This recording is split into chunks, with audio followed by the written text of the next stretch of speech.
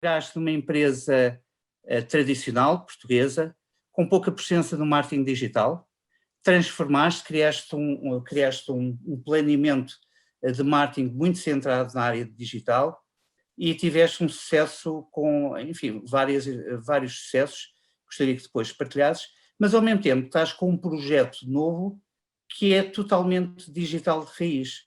Ou seja, essa diferença entre teres uma organização clássica onde vais colocar e vais chefiar um projeto de marketing digital e outra onde tu podes fazer tudo novo.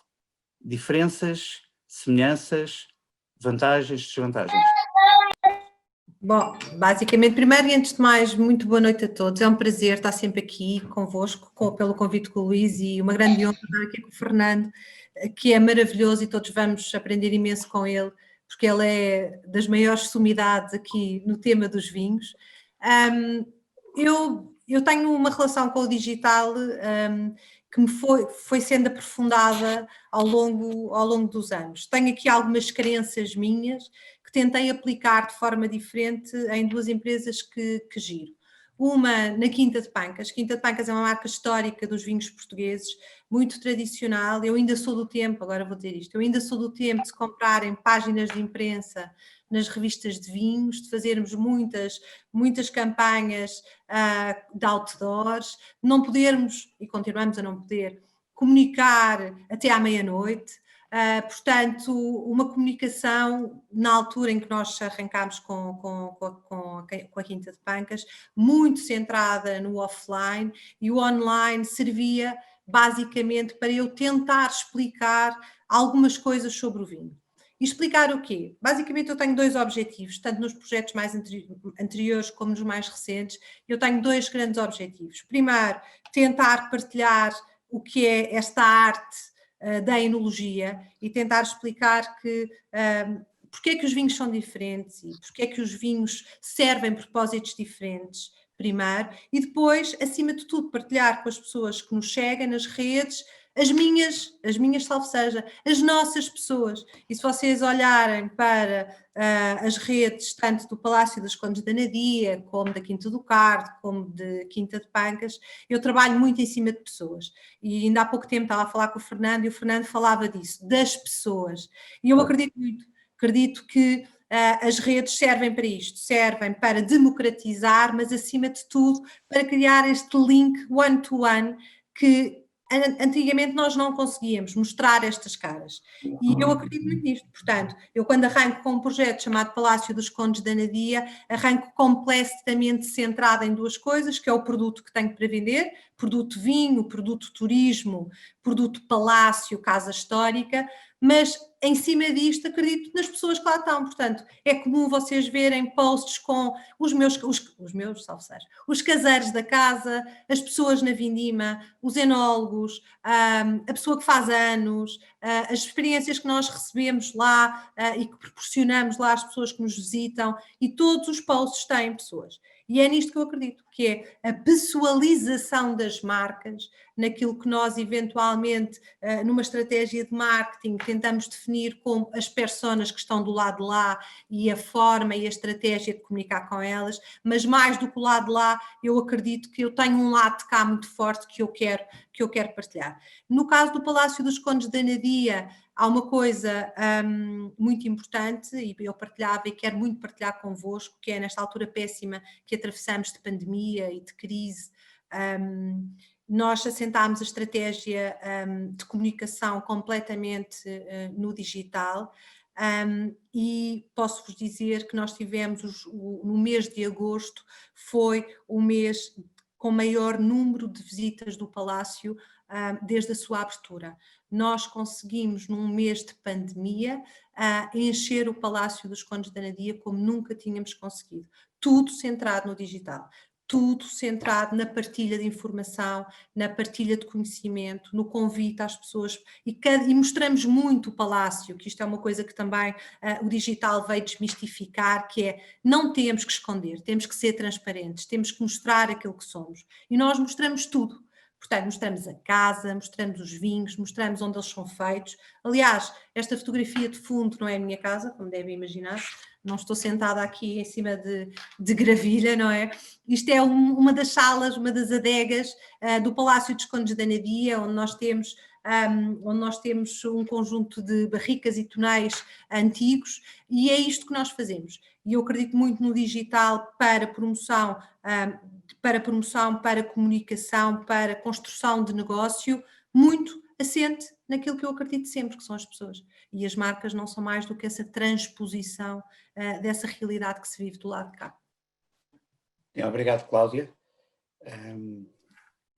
Ficou aqui, eu estou a registrar algumas das ideias, e essa das ideias das pessoas é bastante importante e pertinente. Ontem, quando almoçávamos em torno do Quinta de Pancas de Reserva, o Fernando Melo dizia com alguma tristeza que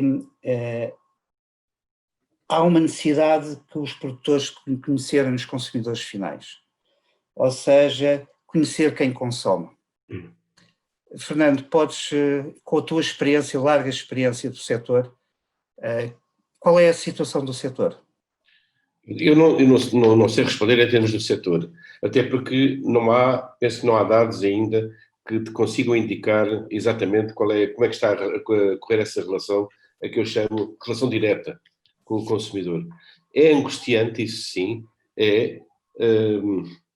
há uma expressão que se usa muito no mundo do vinho, que é: o mercado está a pedir este tipo de vinhos, que é uma afirmação complexa. O mercado está a pedir este tipo de vinhos, sim senhor, onde é que está o número de telefone do mercado para lhe perguntar?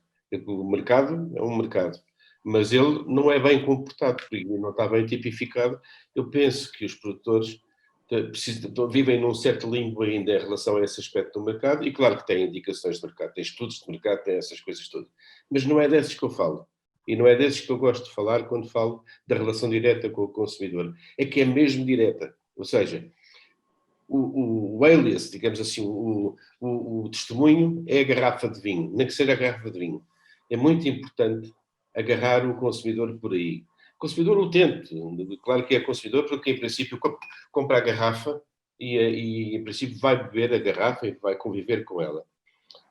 Mas há muito mais para lá da compra, muito mais para lá do que o conhecimento do vinho, da marca e do hype todo em torno de umas certas marcas, e curiosamente nenhum hype em torno de marcas fabulosas que aí estão, em que ninguém pega. São várias angústias que para um jornalista uma vida inteira já não chega para resolver. E é preciso que haja, gostava de ver, um movimento mais maciço, mais massivo, em relação a essa tal sensação de mercado. E eu acho que o digital é fundamental, porque o digital é quase o beabá, quase a plataforma base para explicar, para perceber e para interagir, não é? Mas não é muito utilizado para interagir. Eu dou um exemplo. Na questão do prática de uma visita a uma adega, eu vejo há uma atitude imediatamente passiva por parte das pessoas quando visitam, porque querem ser impressionadas, querem ouvir. Ao fim e ao cabo, querem uma palestra, não é? E para mim a grande vantagem do digital é que é como entrar numa adega, mas eu posso intervir. Eu posso mexer-me por ali fora, meter o nariz se respeitar, por exemplo, respeitar para trás da Cláudia, aquilo que está ali atrás, e ver aquele túnel maior, aquela pipa atrás e por aí fora, começar a conspirar, começar a ver o que é. E então começar a puxar por informação.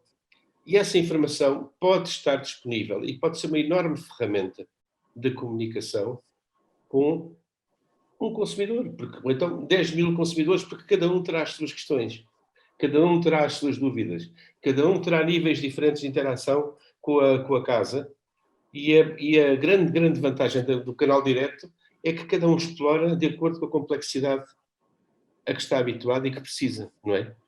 Porque não podemos passar o tempo a dizer este é bom, este é mau. Temos de considerar, como as célebres lições de física do Feynman, temos de satisfazer a pessoa mais evoluída e não podemos chamar idiota à pessoa recém-iniciada. E isso eu compreendo que é muito difícil. Para pessoas na posição da Cláudia é muito difícil gerir esse aspecto. Mas merece muita atenção. merece imensa atenção. E por isso, eu acho que na venda direta já se exercita muito disso. Não falo de envio de vinhos por correspondência, não falo por correio, não falo nada disso. Falo, de facto, da relação direta em torno de um vinho. Há bocado dei o exemplo da visita virtual às adegas, de um outro, que é uma dúvida recorrente, que é o perfil gastronómico para cada vinho. E o perfil gastronómico para cada vinho, e além disso, também para cada mercado, porque os vinhos estão no mercado de exportação, mercado natural exterior, cada país, cada região, cada micro-região portuguesa tem os seus hábitos também.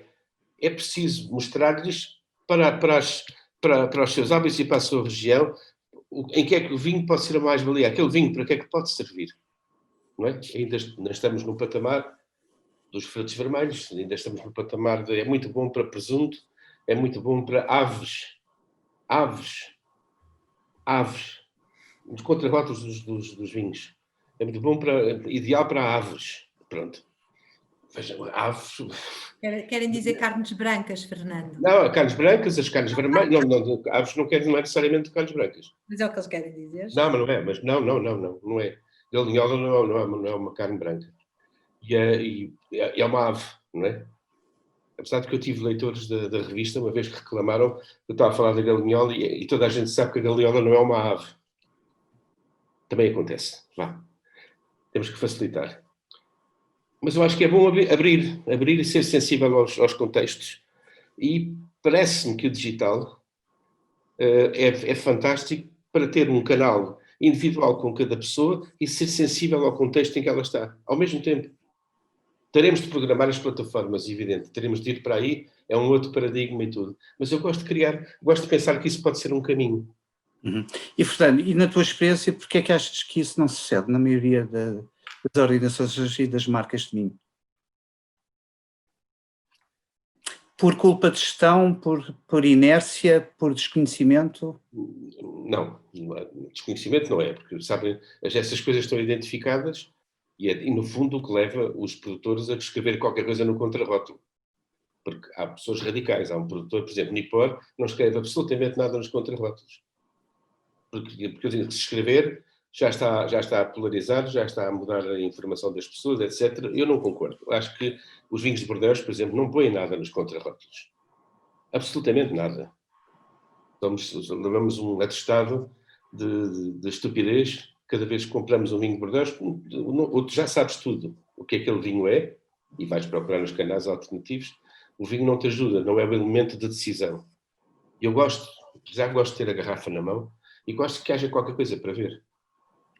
Portanto, são fragilidades. E acho que não aconteceu mas acho que está a acontecer. Obrigado, Fernando. Cláudia, a tua opinião sobre esta assimetria das marcas de face digital? Olhando agora um bocadinho para a minha hortinha, basicamente a nível de digital nós não nos podemos esquecer que o vinho e todos os produtos, mas quando estamos a falar do vinho especificamente, e aqui vamos centrar ao vinho, nós estamos a trabalhar para targets tão dispersos a nível de comunicação quanto um expert como o Fernando, que vai à rede social ou ao digital, a qualquer tipo de suporte à procura de informação, quanto como eu costumo dizer, um enochato, leia-se aquelas pessoas que vão para as feiras de vinhos beber copos, não é? Pago 10 euros ao copo e vou para lá embarcar. Pronto, e estamos aqui nestes dois polos. E gerir este conteúdo de informação a nível de estratégia de comunicação não pode ser descurado. É assim, no que diz respeito às marcas que eu giro, eu divido isto muito bem dividido, ou seja, quando eu estou a falar para experts ou para críticos, eu privilegio sempre o one-to-one, eu privilegio sempre os almoços que tivemos ontem no Mr. Santos, eu privilegio uma conversa ao final da tarde sobre o vinho, ou no final de um evento sobre o vinho, um convite para ir à adega, para ir provar mostos ao final da vindima, privilegio mais esse tipo de informação e descuro um bocadinho, e agora Fernando, descuro um bocadinho a parte técnica do tema no que diz respeito às redes sociais, e estou a descurar todos os outros a quem eu não chego, ok? E estou a assumir isso. Estou a assumir que estou a descurar, porque eu, no digital, eu quero entrar numa ótica mais educativa e mais abrangente. Portanto, eu vou trabalhar muito ocasiões de consumo, vou trabalhar momentos de harmonização, vou trabalhar momentos do produto na quinta, a vinha, a experiência que eu consigo passar através do digital, através das imagens, através dos microfilmes que eu consigo colocar, e eu vou trabalhar numa ótica mais de marca umbrella e educativa a nível de produto, numa ótica mais simples, mais básica, mais quase de lifestyle, se quiserem, e descurando totalmente, Fernando, e aqui faço aqui o my fault, não é? Descurando totalmente as partes mais técnicas que deveria, se calhar, explorar um bocadinho mais. Essas partes mais técnicas eu deixo para um repositório que eu tenho, que é um site, onde tenho informação técnica sobre os vinhos, informação técnica ou mais aprofundada sobre a quinta. Quando entro nas redes e quando entro no digital, e aqui o digital estou a falar só de redes, eu estou a falar, tenho uma linha muito mais tranquila, educativa, mas muito mais despojada, muito mais despojada, muito mais friendly. Quer na realidade é construir uma marca, quer construir relevância desta marca e tentar encontrar algum fito com o público que me segue. Eu, no caso de Quinta de Pancas, só para terem a ideia, eu nunca fiz um post patrocinado.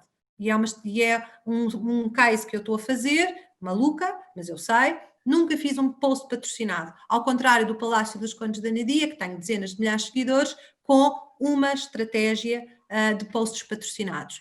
Por um lado, estou a trabalhar pancas no orgânico puro, simples e duro, e em Palácio estou a trabalhar com uma estratégia de paid. Ainda não tenho a certeza onde é que estou a criar mais relevância, sei onde é que crio mais interações, sei onde é que crio maior amplificação da informação, mas não sei ainda, não consigo ainda dizer onde é que estou a criar mais relevância. A única coisa que eu sei é que eu tenho taxas de interação com os meus posts de pancas que são sempre acima dos 50%. Portanto, e enquanto... mas tenho, não chego a 5 mil seguidores, não é? Pronto. Portanto, a realidade que está aqui é que também nós, produtores... temos que fazer algumas escolhas e temos que fazer aqui alguma triagem do tipo de informação, porque chegar a todos não é fácil. Ou seja, o que tu estás a privilegiar é uma segmentação consoante os públicos e a própria marca. Sim. E a estratégia para obter esses resultados. Sim. Bem, Fernando, também ontem falávamos, e aqui também a Cláudia já focou nesta tríade. Ela falou muito sobre o produto, conteúdo e experiência, estas três pilares na área do digital, e há algo que tu és sensível, porque é a tua área, que é a produção de conteúdos. E o vinho tem a ver com a nossa história, a história da humanidade também, o vinho é a história da humanidade também. E nesse contexto, e também a Cláudia também já falou aqui do papel educativo, como é que tu vês estes conteúdos se tornarem muito mais pedagógicos? Tem de ser. De divulgação? Tem de ser. O ato de comunicação de um vinho tem de ser sempre um ato pedagógico. Não se pode partir de premissa, não se pode imaginar que se tem este ou aquele à frente. Está bem, quase me estou a contradizer com a minha primeira parte. Mas a pedagogia é fundamental e é muito importante como desafio conjunto.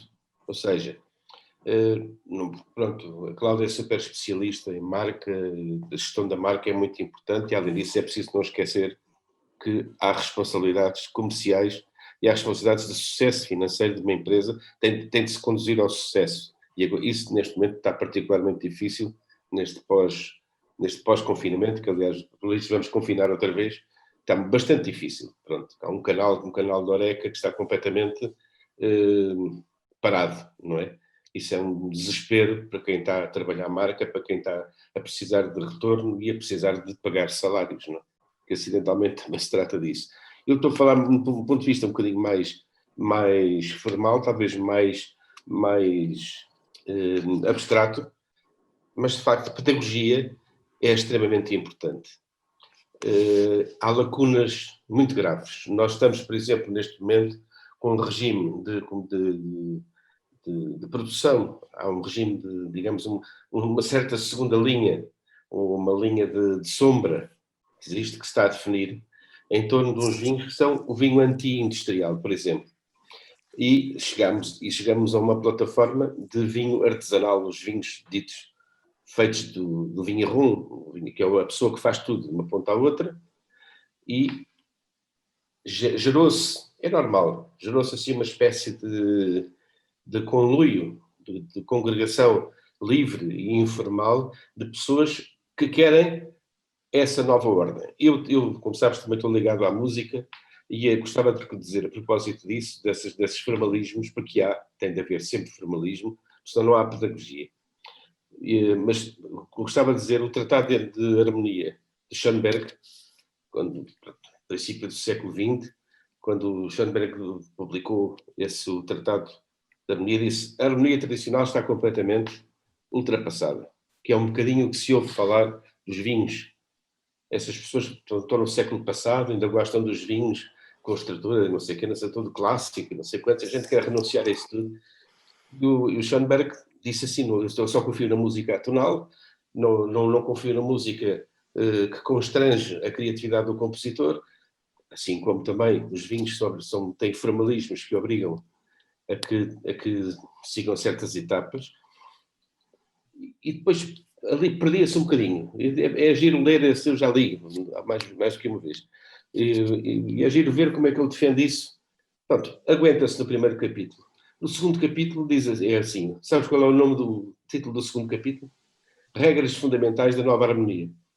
Porque nós temos de ter um sistema de comunicação, temos sempre de estruturar a comunicação e temos sempre de ser pedagógicos. E o conhecimento tem que ser estruturado para esse fim, porque senão ninguém percebe nada. A verdade é essa. Ninguém percebe nada. E a explicação, basta ir a uma prova, pronto, como imaginas, frequento muito e dou bastantes provas dessas, e gosto imenso de comunicar com as pessoas e explicar os vinhos. É uma iluminação que eu vejo na cara das pessoas, é quando a gente está a provar o vinho e ao mesmo tempo está a explicar qualquer coisa. E vê-se um brilho enorme na cara, como se estivessem a ver o sol, não é? Não é para eu ter ser despenteado. A minha filha é que diz que o meu cabelo, quando está sol, está assim todo, está na altura de o cortar. Mas não é por isso. E aí não são as pessoas que contam. Quando estão com um copo na mão e estão, de facto, a entrar numa zona tal, precisam de ser guiadas. As pessoas precisam de ser guiadas. Têm que ser guiadas com um sistema de comunicação aceitável. Não é dizer parvoíces sobre o vinho, que não tem pés na cabeça. Não querer comentar, por exemplo, a estrutura de um vinho, recusar isso. Não querer estruturar de acordo com as regras normais da prova, que é o aspecto do vinho, os aromas, a entrada de boca, o meio da boca, o final de boca, os terciários que depois podem surgir, aquilo que se pode fazer com o vinho. Aí estamos de facto, as pessoas estão a gostar disso. Não só estão a gostar, como estão a entrar na nossa onda, a sintonizar com o nosso comprimento de onda. Querer só dizer, eu sou contra por exemplo, falar da cor dos vinhos. Eu, por acaso, sou bastante contra, já agora, mas a cor muitas vezes leva-nos para despistes, só pela cor, não vamos lá a lado nenhum. Mas é bom, de qualquer forma, dizermos qualquer coisa sobre a cor para as pessoas poderem ir agarrando. Porque eu já vi muita gente desesperada nessas provas, agarrados às coisas como se fossem lianas, que lhes fugiam das mãos, não é? E não conseguiam, de facto, perceber o vinho, não conseguiam entrar nele. E quando tu entras no coração de uma pessoa que está a entender um vinho, e quando consegues entrar aí nessa zona, as pessoas começam a agarrar, começam-se a apoderar, e depois acontece uma coisa maravilhosa, que é, saem daquela prova e vão para as suas casas fazer as suas experiências. Isto para todos os efeitos. Falaste das pessoas, a Cláudia também falou das pessoas, para todos os efeitos, é uma coisa estritamente individual. E há uma relação 1 a 1. Uma pessoa, um copo de vinho ou uma garrafa de vinho. É uma relação, em termos do produto, nota, não estou a dizer em termos de marca, porque eu isso percebo muito pouco. Mas em termos do produto é fundamental que a pessoa conviva e depois partilhe e depois se sinta cada vez mais à vontade, não é? À vontade. Porque depois a partir daí chegamos ao que interessa mesmo, quem são os nossos grandes produtores, os nossos bons enólogos, os bons criadores de vinhos, e depois começamos a procurar esses eventos da área. Eventos da área e as pessoas vão à...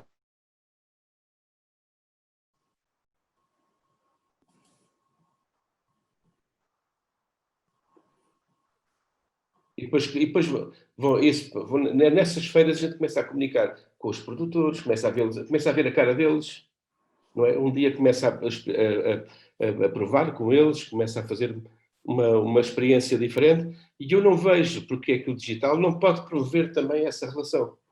Era aí que eu queria chegar com a questão da relação direta. Não vejo, não é preciso ir a uma feira de vinhos e dar cotoveladas e dizer, agora não dás em ninguém, porque também não há ninguém, não há feiras, não é? Não há feiras. Mas não é preciso ir aí.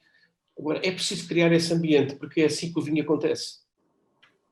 Mas, Fernando, Obrigado, falaste uma coisa, deixa-me só te Sim. perguntar aqui. Tu falaste uma coisa muito engraçada que foi quase o produto on demand, não é? Quer dizer, os mercados pedem, os vinhos são feitos. Sabes que eu sou completamente contra isso.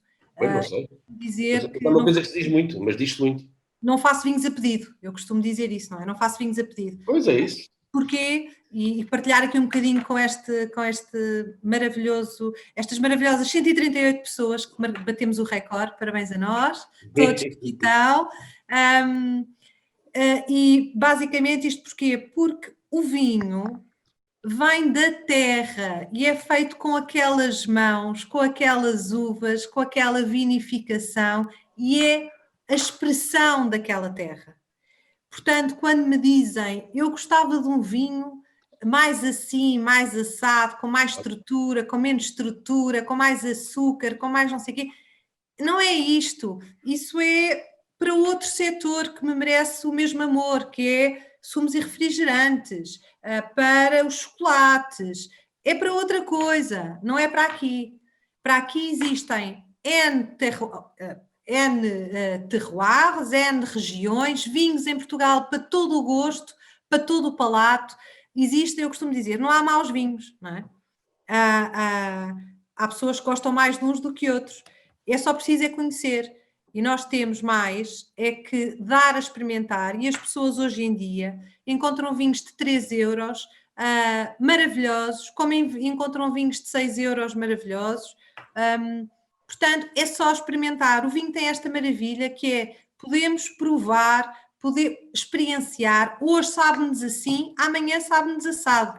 Hoje estamos com uma companhia e sem desprimor, o meu Pancas custa 2,5 euros, sabe maravilhosamente bem, porque estou com uma companhia brutal, estou com um grupo de amigos e estou divertida. Amanhã bebo, só por causa disso, um Barca Velha, estou sozinha, estou triste, estou sem comida a acompanhar e se calhar não me sabe tão bem. Portanto, vinho é experiência. Vinho é aquilo que o Fernando dizia, não é? Que é esta relação one-to-one, mais que não seja com a garrafa.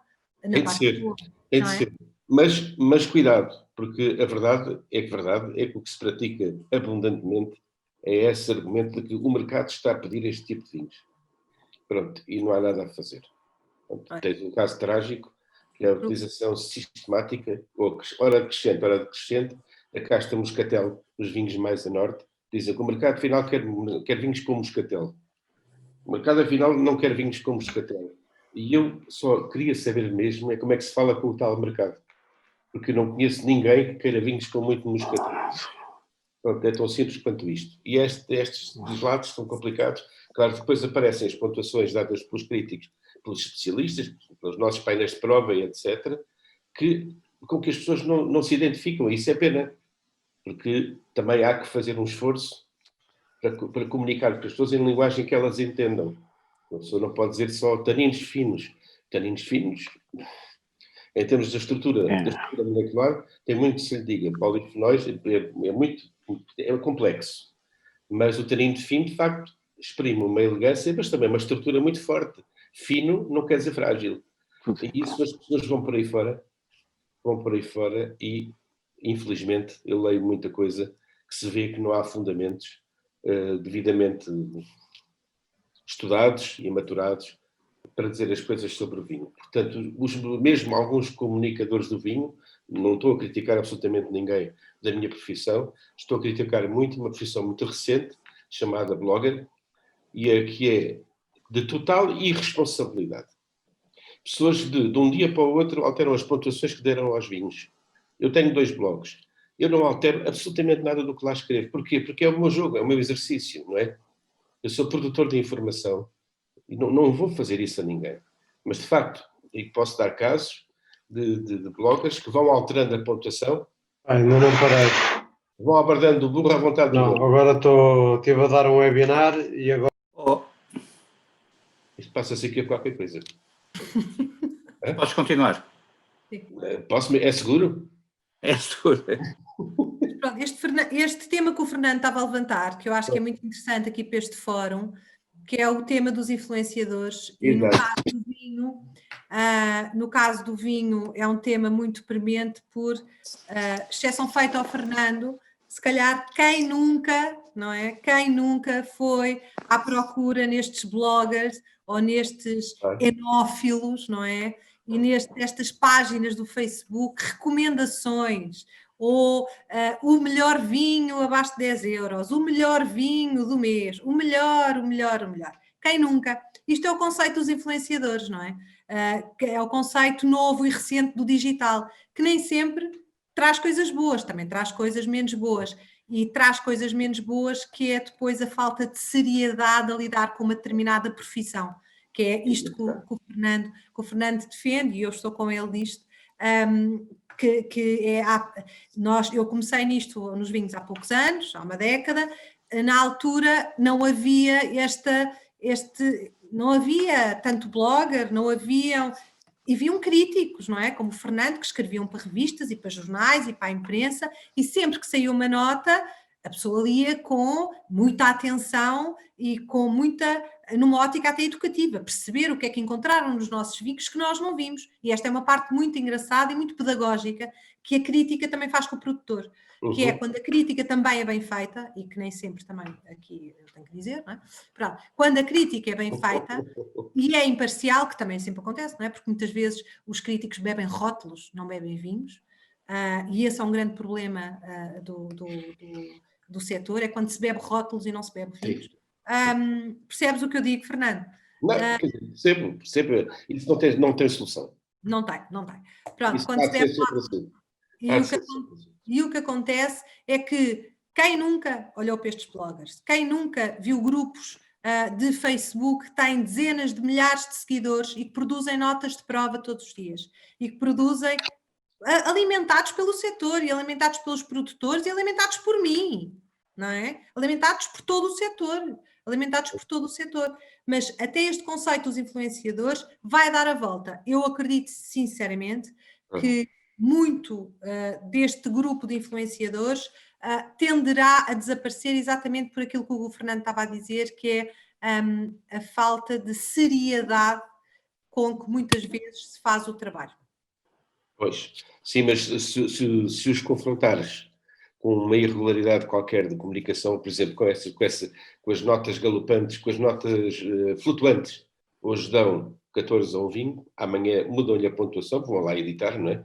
E depois o vinho tem 20, e depois mudam outra vez e depois dizem, mas como é que estás sempre a mudar e tal? Não, mas eu não sou profissional.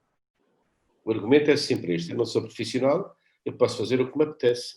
E esse o fazer o que me apetece é que se vê que não há responsabilidade, não se assumem como produtores de informação.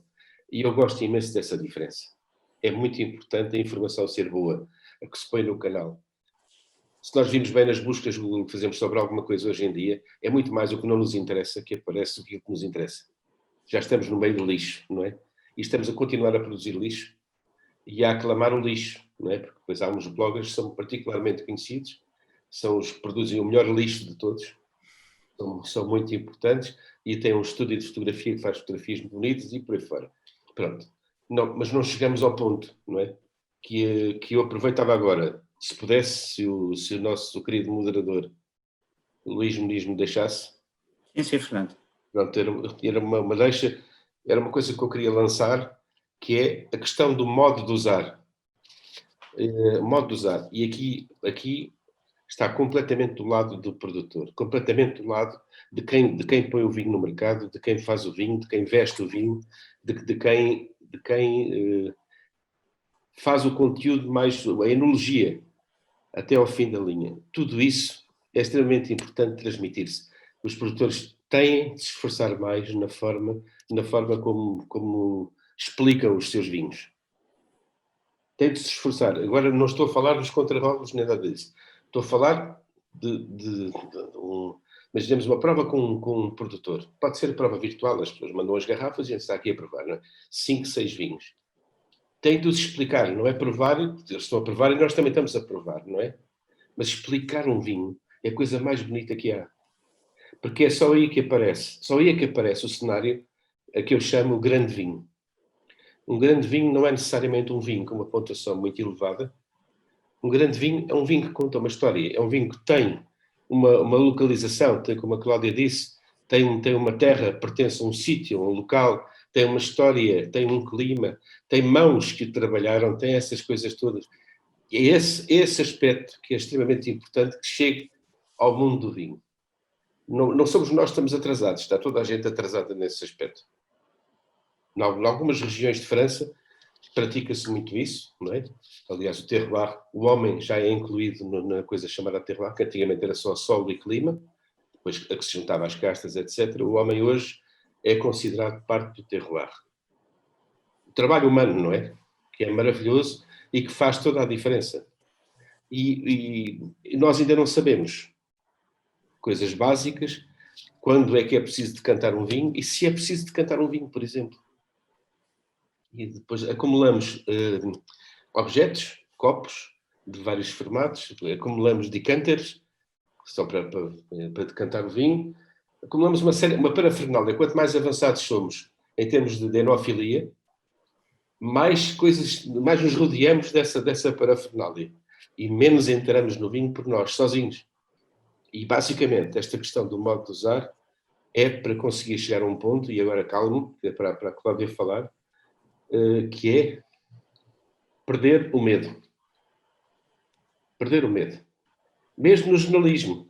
Uma coisa é uma pessoa estar num painel de prova, tem 4 ou 5 colegas a provar e vai dando opinião, outra coisa é estar fechado numa sala onde aparece um copo de cada vez e tem de comentar cada vinho. E depois tem de comentar e escrever, não é? Tem de dar a pontuação ali e depois vai-se embora e isso é um trabalho completo. Isso é muito complicado.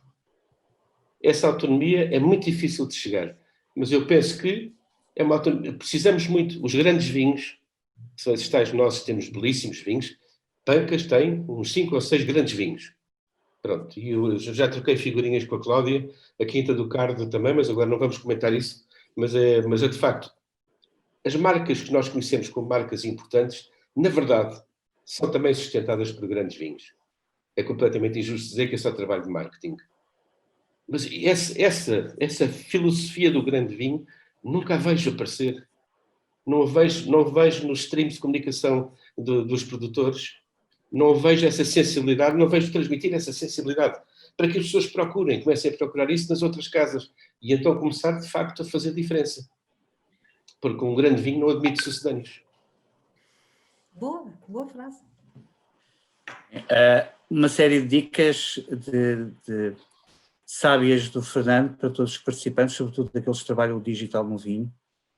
Aquilo que depreendi, e se a Cláudia depois corrija-me se eu estiver errado, ou o Fernando, é que o storytelling, contar a história, é a estratégia mais importante da estratégia digital de uma marca no setor vinícola.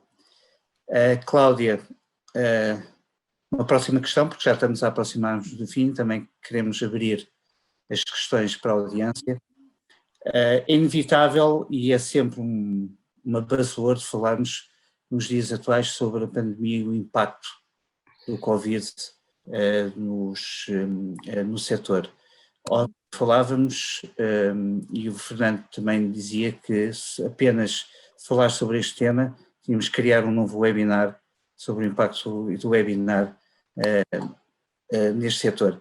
Mas, indo muito especificamente, tu achas, Cláudia, que o digital favoreceu, bloqueou, potenciou, salvou dentro desta pandemia? Foi aqui a nossa tábua de salvação durante a pandemia. Foi aqui a nossa tábua de salvação em dois aspectos. Primeiro, melhorámos muito a forma de comunicar o conteúdo, não só no digital redes, mas no digital one-to-one. No caso, por exemplo, de Quinta de Pancas e dos Condes da Anadia, dos vinhos do Palácio dos Condes da Anadia, nós promovemos muitas provas, promovemos algumas provas virtuais, fizemos muita venda direta, que é uma coisa que nós não promovíamos no passado, e com a situação atual do Horeca, e não há problema nenhum de se dizer assim, o Horeca nos meus vinhos, eu não sei se nos vinhos dos outros, não é? Mas nos meus vinhos eu tive dois grandes problemas, que foi, primeiro, o problema que todos tivemos, que foi o fecho, o encerramento dos pontos de venda, primeiro, e o segundo foi quando reabriram, voltaram a fechar, e os que reabriram e ficaram tinham os armazéns cheios de vinho. E os consumidores, nestas alturas, nós saímos de um 2019 em que o vinho era hype, todos nós comprávamos vinhos, quem gosta de vinhos e quem estava no setor, e as pessoas que jantavam fora, é normal dar 30 euros por uma garrafa de vinho, não é? Toda a gente comprava vinhos em garrafeiras, toda a gente queria provar o vinho da moda, e de repente isto tudo desaparece.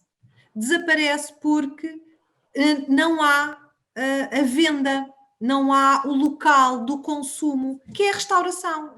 Porque, bebemos imenso em casa, mas bebemos o quê? Bebemos o vinho do dia-a-dia.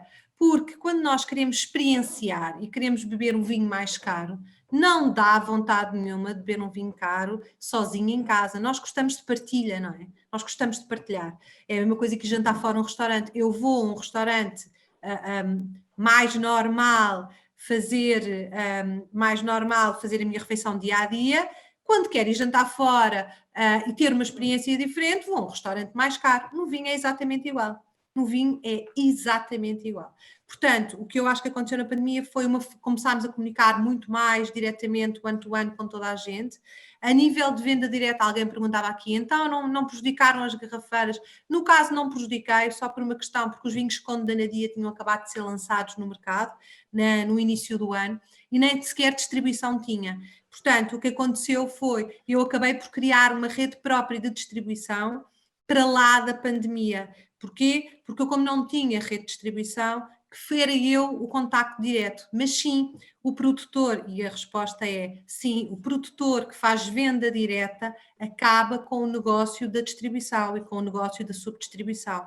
E o produtor que vende diretamente à porta da adega ou no seu site 20, 30 ou 40% abaixo do preço que a garrafeira ou o ponto de venda da rua vende, sim, acaba por acabar com a subdistribuição. Isto a médio e longo prazo faz com que a marca acabe de vez. Esta é a nível de vendas, esta é a minha perspectiva. Há produtores que tentam sempre levar o melhor dos dois mundos, eu acho que não, acho que se temos uma distribuição temos que respeitar essa distribuição.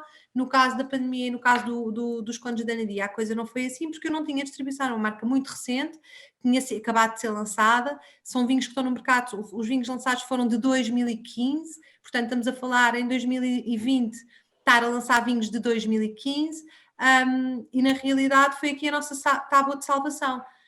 Aprendemos muito durante esta pandemia, comunicámos muito, fizemos muita coisa diferente, fizemos muita coisa nova e acho que vamos continuar a fazer. Perguntei, agora acabando a pandemia, vão deixar de fazer? Não, tivemos aqui uma curva de aprendizagem bastante acelerada, não é? As oportunidades acontecem também nas dificuldades e acho sinceramente que vamos todos melhorar a nível digital no pós-pandemia, cada um na sua área. Sim, obrigado, Cláudia. Agora, uma última pergunta muito rápida, com resposta muito rápida, dentro daquilo que é possível, para depois passarmos para eu aqui perceber dentro do chat algumas das questões que gostaria que respondessem. Fernando, se tu amanhã tivesses que ser assessor digital numa marca, qual é que seria a tua primeira decisão num projeto digital? Vamos imaginar que essa marca não tem, ou praticamente tem uma presença muito reduzida no mundo, no ecossistema digital. Qual é que seria a tua primeira decisão? Mas estás a dizer, a escolha de um produtor para isso? Sim, o que é que farias? Apostavas muito mais no storytelling, na divulgação do produto, da história ou das suas características? A terra. A A terra. terra. A terra e as mãos. E fazia a partir daí. Terra e as mãos. E claro, no recôndito, ou seja, no produtor desconhecido. Isso fascina-me completamente. Porque as pessoas, eles próprios não sabem o que valem. As pessoas que estão na sua vinha, estão todos os dias nesse seu trabalhinho, que é maravilhoso, não é? Mas cuja única fonte de rendimento são as uvas que saem daquela vinha, e de repente consigo criar mais valias reais para eles, até ganharem mais dinheiro, porque há aqui uma miséria generalizada neste momento no mundo do vinho, para que nós não olhamos com muita atenção, mas também não é o caso. Como no caso da Covid seria outro webinar, completamente à parte. Mas o que eu gostava mesmo era de pegar nesses, perceber-lhes as coisas que são únicas, aquilo que é único neles, dizer-lhes e mudar-lhes a vida. E eu acho que o digital serve brutalmente para isso. E por acaso tenho alguns casos. Obrigado. Cláudia, o teu projeto na área digital? Ou aquilo que já estás a montar, ou aquilo que... Não, o meu projeto da área digital é um work in progress, não é? Eu não tenho estratégia, não tenho nenhuma empresa de consultoria, nenhuma agência a trabalhar o digital das minhas marcas, nós estamos a fazer in-house, eu estou a fazer um estudo, não é? Meu, de loucura, mas que quero acreditar que daqui a um ano vou acabar com ele, que é perceber o potencial do orgânico puro e duro a médio e longo prazo. Já estou neste teste há 2 anos e qualquer coisa, mais um tempinho só para fazer aqui um pós-Covid, e eu acho que já vou ter aqui algumas linhas para trabalhar, a questão do orgânico e do pago e como é que se gera aqui isto e a relevância do conteúdo e da informação e até que ponto é que os views servem e o que é que isso é relevante e o que é que isso me traz depois a nível de métricas de vendas. Portanto, estou aqui a estudar um bocadinho isto, portanto as pessoas ficam um bocadinho doidas comigo. Mas só tens 2.000 seguidores no Facebook e 500 no Instagram. Não quer saber se tenho 2.000 ou 500. Eu conheço N marcas que têm 50.000 e têm níveis de interação inferiores às minhas. Portanto, se é só para métricas numéricas numa ótica quantitativa, a mim o digital não serve. A mim o digital serve para qualitativo, serve para esta subjetividade boa, que é a relevância com quem nós falamos. E é só isso que eu quero medir, e eu só acho que é isso que o digital nos traz de bom. Quando utilizamos o digital para massificar ponto, acho que não estamos a cumprir. Acho mesmo que não estamos a cumprir. Muito bem, obrigado, Cláudia. Antes de passar à audiência e ver aqui algumas das questões que foram colocadas, só reforçar aquilo que a Cláudia disse. Nós temos um recorde de massa crítica, 139, se não me engano.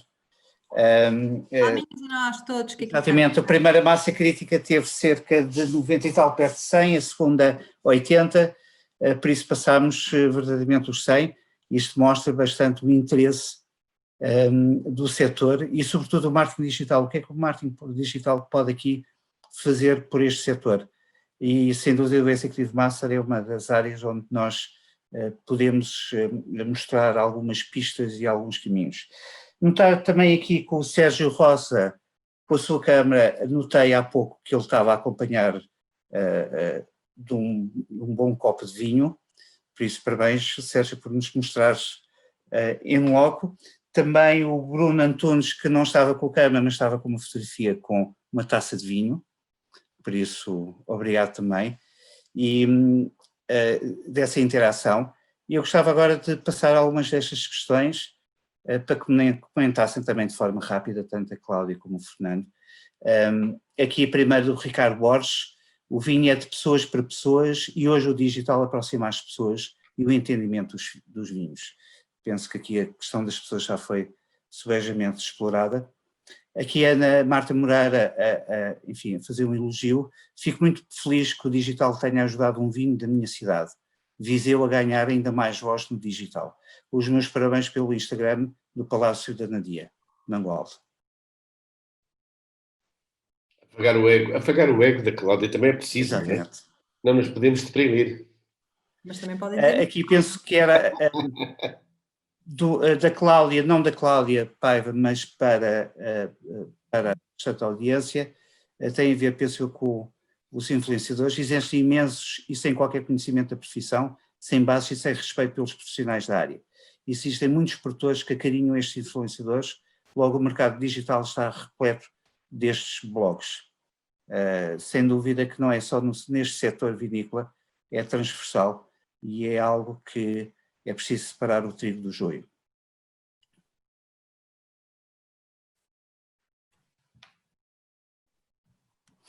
Aqui uma pergunta bastante pertinente da Joana e que também nós na Universidade temos, enfim, refletido sobre isto, e a Cláudia também, sobretudo também por outros projetos laterais. É um produtor que tem como objetivo vender B2B, consegue facilmente comunicar nas redes para o B2C, para o consumidor, ou seja, mudar a sua comunicação de negócio para consumidor. Fernando, se quiseres acrescentar, responder rapidamente. Acho que é quase, isso é quase uma tradução direta do universo digital em que vivemos, não é? É o paradigma. Eu acho que isso é mais ou menos o que está inscrito no paradigma. Claro que os conteúdos é que fazem a diferença, com certeza, mas eu acho que a aproximação ao consumidor tem de ser feita tendo um consumidor assim, no alvo. Não pode ser many to many.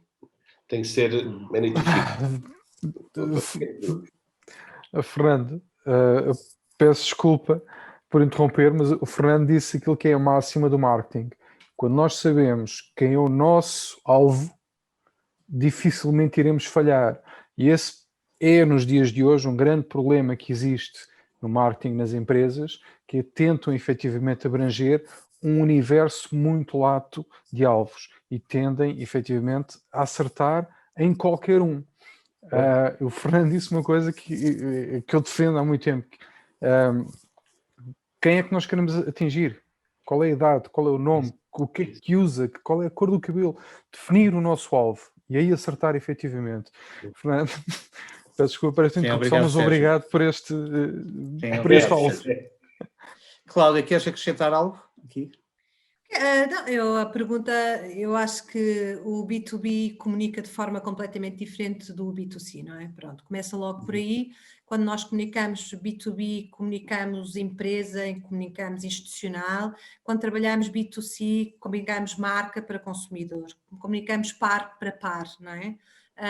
De marca para consumidor, os dois enquanto pessoas, quase quisermos, enquanto eu acho que aí a diferença, quem está a comunicar B2B, das duas três, ou altera por completa a estratégia, ou mantém essa linha de comunicação no B2B e cria um novo caminho no B2C.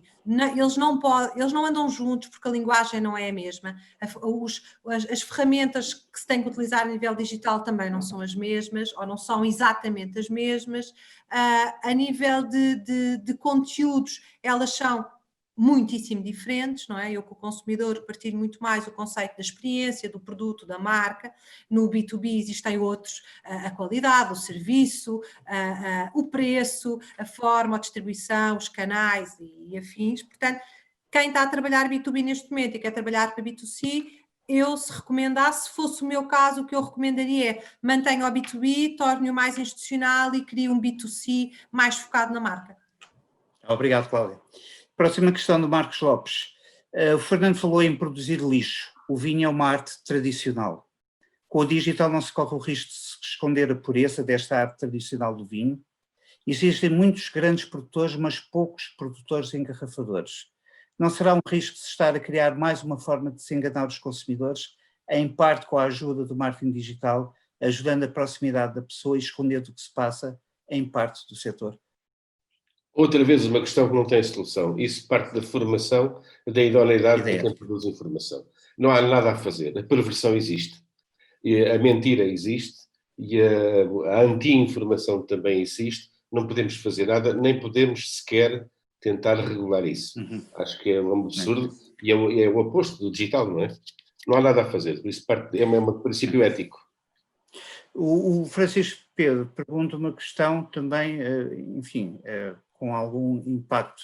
Se é que os prémios têm um alcance maior do que, são mais importantes do que o storytelling? Sim, claro. São importantes? Desculpa, Cláudia, responde tu. São importantíssimos para a venda, eu tenho que dizer Claro. isto sem pudores. Claro, sim. Nós podemos ter o melhor vinho do mundo, a melhor história para contar, o melhor storytelling, o melhor conteúdo, a melhor experiência em adega, o melhor tudo. E eu ao lado tenho um produtor ou um vinho meu, faz de conta, os dois vinhos, Sim. e não faço nada disso. O vinho cai no goto de um senhor americano ou de uma revista inglesa e tem 97 pontos e 2 dias depois está esgotado. Pois. Pronto, acabou. E constroem-se marcas e destroem-se marcas na dependência das pontuações. Portanto, as pontuações... Uma garrafa cheia de autocolantes com prémios, as pessoas põem os olhos nela, não é? As pontuações e os prémios é sempre aquele sentimento antagónico que é não posso viver com ele nem sem ele, não é? Pronto, é aquela história ali que temos que saber gerir, mas não se pode sair de um caminho por causa de uma pontuação. O perfil do vinho é a casa é aquela. Eu tenho um exemplo que posso partilhar convosco. Eu giro uma quinta, como a maior parte das pessoas sabem, que é de vinhos biológicos, chamado Quinta do Cardo. Eu tenho, a Quinta produz vinhos maravilhosos. Comprem o público este fim de semana, que o Fernando vai lançar lá uma nota sobre o Quinta do Cardo de Toriga Nacional. Não é o público, é o Diário de Notícias. O Diário de Notícias, peço desculpa. Diário de Notícias. Pronto, e então... Já deve estar no online, isso já deve estar no online. Pronto, eu tenho vinhos maravilhosos. Posso-vos dizer, mando vinhos para os americanos todos e aqueles vinhos nunca tiveram pontuações acima de 85, 86. Pontuações essas que são 85 e 86 iguais a vinhos meus que custam 2 euros. Não pode ser. Tem a ver com palato, com perfil de vinho. Eles não entendem. Pergunta, eu vou mudar o perfil de vinho por causa dos senhores americanos? Não. O vinho é terra, o vinho é aquele. Não quero, não gosta. Não. Podia vender mais? Podia. Mas não vou abdicar da minha linha por causa das pontuações. Mas sim, vendem. Os senhores americanos vendem muito. Há concursos europeus que vendem muito. E os portugueses, infelizmente, ainda ligam muito às medalhas douradas. Também não interessa nada onde elas vêm. Até podem vir do concurso do entroncamento, com todo o respeito pelo entroncamento. Não interessa nada onde elas vêm. Pelo entroncamento, pelo amor de Deus. A Marta Rodrigues coloca-nos também aqui uma questão bastante pertinente. É utilizar o vinho como ferramenta de promoção de uma região ou território ou utilizar a região do território para vender o vinho? Qual do enoturismo? Também muito, infelizmente, não é? Também muito, nós temos as preferências, Cláudio, deixa-me só pôr aqui. Deste tudo. Tenho mil coisas para dizer, mas eu também, isto não queria deixar passar. Para já, voltando atrás, culpando a ressalva de que um grande vinho não é necessariamente um vinho que tem pontuações elevadas. O grande vinho é uma expressão do sítio de onde vem e quando ele próprio conta a história. Isso é que é um grande vinho. E é muito importante habituar os consumidores a isto, de que os grandes vinhos não se medem pelas pontuações que tiveram. Não é assim, isso não é necessariamente um grande vinho. Por tabela, as grandes regiões de Portugal, as preferências das pessoas, vale para uma coisa, eu escrevi há pouco tempo uma coisa bastante grande sobre Toriga Nacional, a que eu sempre gostei de chamar, por inerência, intriga nacional. Porque, na verdade, as pessoas gostam muito de Toriga Nacional, mas não provaram nunca Toriga Nacional intensamente. Provam sempre em lote, há uma inscrição, habituámos, é uma buzzword, a Toriga Nacional, e as pessoas vão por aí, mas no fundo não conhecem a Toriga Nacional, porque se a conhecessem bem, não gostavam dela, tirando a honrosa exceção com que eu hoje jantei, que é um Quinta do Cardo, por exemplo, Quinta do Cardo de Reserva Nacional, feito pelas mãos maravilhosas de Luís Leocádio na Quinta do Cardo. E isso é muito especial. Esse vinho aguenta-se sozinho e é um Toriga Nacional que é íntegro e consegue apresentar sem corpo. Mas é muito raro. Porquê? Porque o segredo está na vinha. É na vinha que tem de estar. E aí já começa a ser difícil nós explicarmos. E já começa a ser complicado o vinho explicar-se e tal. Tem que se provar. 3 ou 4 lado a lado e esse sai campeão. Um varietal nacional que tenha uma vinha fabulosa por debaixo, normalmente tem que ter um bocado de argila também, tem que ter mineral forte, tem que ter pedra e pronto. São notas de terreno que se vão tirando, mas as pessoas são um bocadinho cegas em relação às suas regiões. Eu só gosto de vinhos do Douro, ouço imenso. Até os meus amigos, é difícil ser meu amigo, atenção. No aspecto dos vinhos, claro. De resto é facílimo. Mas não gosto que me digam coisas dessas. Mas de facto é um sentimento. Já me calei, Cláudia. Obrigado, Não, Fernando. tens razão. Eu agora vou só dar e toda a gente sabe disso. Há regiões em que as marcas são mais fortes que a própria região e há regiões em que é o inverso, não é? Em que a região é muito mais forte do que a marca. Há 2 regiões que são amplamente e subejamente conhecidas, apreciadas e consumidas em Portugal e no mundo, que é o Alentejo e o Douro. E efetivamente lançar um vinho alentejano com um determinado perfil é quase uma receita de sucesso, portanto é difícil não vender, se não vender cá dentro também não interessa nada, vende lá fora com toda a certeza se tiver um bom preço. Há pouco aqui no chat alguém dizia, os vinhos estão a ficar todos iguais e tal, toda a gente gosta mais de açúcar e estamos a perder um bocadinho a originalidade e a essência do vinho. Sim, é verdade, mas aí a pressão das vendas, e vou-vos dizer agora numa ótica de produtor, isto é muito duro ser teimoso neste setor, porque há Covid, mas eu não posso mandar as vinhas de layoff, nem posso mandar as vinhas para casa para teletrabalho. Elas estão lá e a vindima teve que ser feita e a pressão é muito grande, por isso é que depois o Fernando dizia há pouco, é um setor que depois a nível de viticultura está muito empobrecido, porque as pessoas às vezes por 3 vendem só porque têm que ter alguma tesouraria e é muito, só está nos vinhos alguém que tem muito amor à terra, porque é muita casmurrice. Portanto, é que às vezes quando discutem o preço dos vinhos, o preço justo é aquele que cada um quiser dar. Portanto, é o que cada um quiser dar. Há pessoas que vendem vinhos a 1000 euros. Se houver mercado para isso, ainda bem que o vendem. Mas há aqui uma coisa muito importante e que não nos podemos esquecer, é que o Fernando disse isso várias vezes e eu também refiro, o vinho vem da terra. Quando vos disserem que este é igual àquele que eu bebi, alguma coisa está errada. Nenhuma garrafa é igual, nenhum vinho é igual. E a mesma garrafa, durante uma refeição, num copo, altera por completo. Temos vários vinhos diferentes no mesmo copo. Portanto, se o vinho for igual, alguma coisa está mal. Bem, obrigado, Cláudia. Há aqui várias questões que eu vou pedir a quem colocou que me enviassem por e-mail. Eu já deixei o meu e-mail para depois fazer chegar ao Fernando e à Cláudia, que com certeza terão a amabilidade de responder. Sobretudo uma questão mais técnica, é se devemos ou não decantar o vinho, mas isso o Fernando depois irá responder por e-mail ou pessoalmente à pessoa. E também o Nuno Sousa, para acabar, o Nuno Sousa coloca também algumas questões. Se esta busca constante pelos mercados não está a tornar o setor dos vinhos quase idêntico ao setor dos refrigerantes.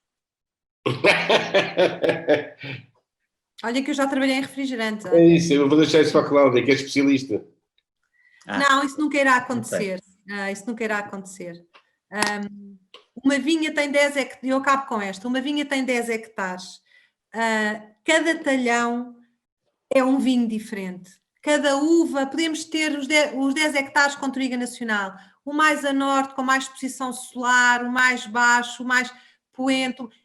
É tudo diferente, nunca vamos ter, nem vamos deixar, porque vai haver produtores casmurros que não vão deixar que isso aconteça. Não vão ser aqueles que vão enriquecer, com certeza, mas vão ser aqueles que não vão deixar que isso aconteça.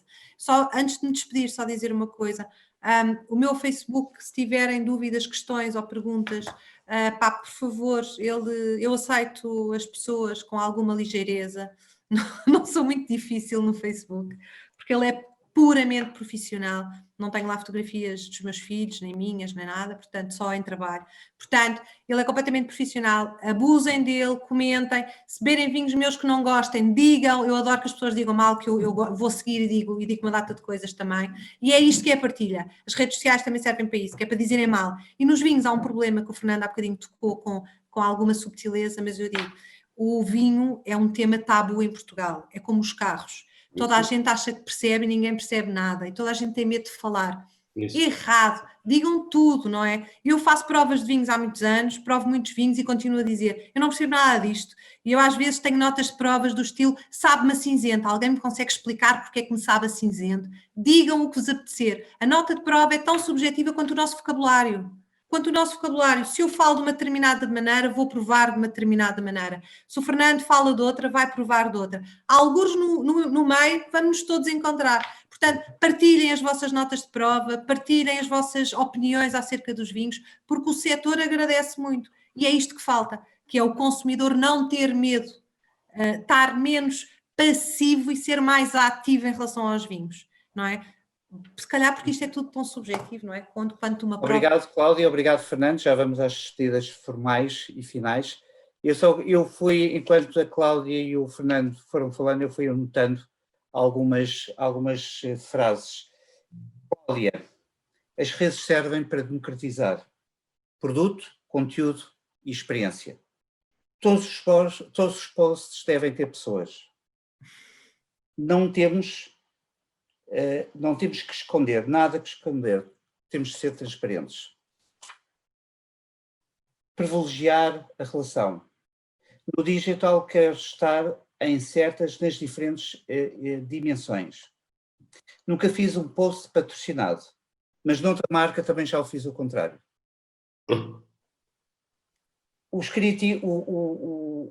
Eu às vezes não entendo a minha própria letra. Os críticos bebem rótulos e não bebem vinhos.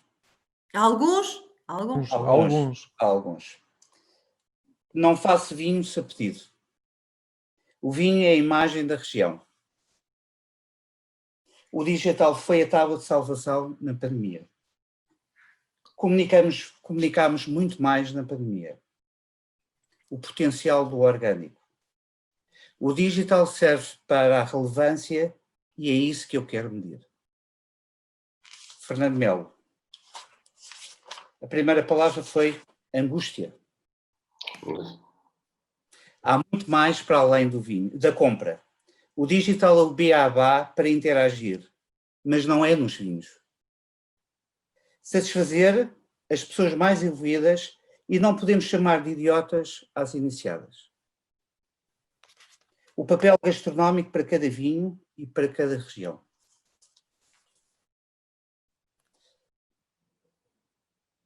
O ato de comunicação de um vinho é sempre pedagógico.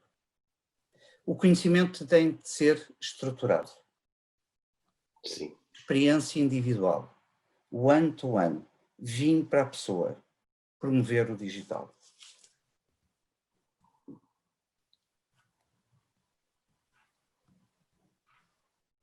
O modo de usar. Explicar um vinho é o que há de mais bonito. O vinho conta uma história. Homem, solo e clima. Digital serve para mudar a vida. Obrigado, Cláudia. Obrigado, Fernando. E obrigado a nós, Luís, pelo estarem. Fantástico. Obrigada, Luís, pelo convite. Obrigada a todos que tiveram paciência de estar aqui connosco. E Eu só queria... redes sociais. Bom, já pagaram isto? Vocês, e só para dizer, as questões já foram passadas. Agora foi um bocadinho indelicado, não? Próximo episódio, número 4. Os desafios éticos do marketing digital, da privacidade à inteligência artificial. Vamos estar com a filósofa Cecília Tomás, o Manuel de Melo, advogado especialista em privacidade, e um convidado surpresa. Para aqueles, esta sessão vai ficar gravada, por isso poderão aceder, já podem ser ao episódio 1 no canal da Universidade Europeia, dos conteúdos digitais virais, as grandes tendências do marketing digital, este terceiro massa crítica sobre vinhos e depois o quarto sobre ética. uma vez mais, alguma informação que queiram sobre a Universidade Europeia e, sobretudo, este Executive Master, tem uma panóplia de informação no nosso site. Obrigado a todos pela vossa presença.